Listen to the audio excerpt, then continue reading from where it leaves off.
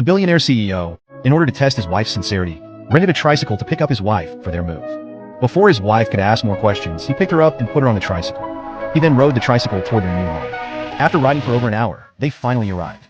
His wife was surprised to find that the house her husband lived in wasn't a villa, but an old and run-down neighborhood. She curiously asked her husband what was going on. In order to appear more like a poor person, he lied to her, saying that his company had long since gone bankrupt. He explained that the $1 million he had lent the girl was from selling his house. The CEO originally thought the girl would disdain him for this, but unexpectedly, the girl became even more grateful to him. They were actually high school classmates. The girl had secretly had feelings for the boy for many years. The boy was a rich heir with an influential background, while the girl was an adopted child from a rural family. The gap in their social status made her too afraid to confess her feelings.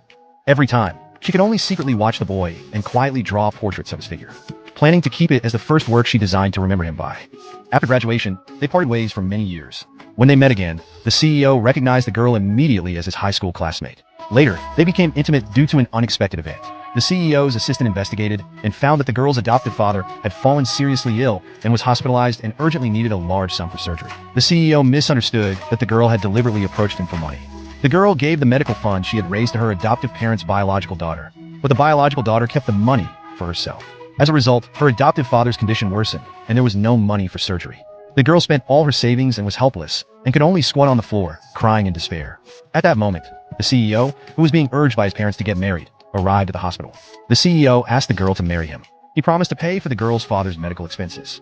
After registering their marriage at the Civil Affairs Bureau, the CEO asked the girl to move in with him.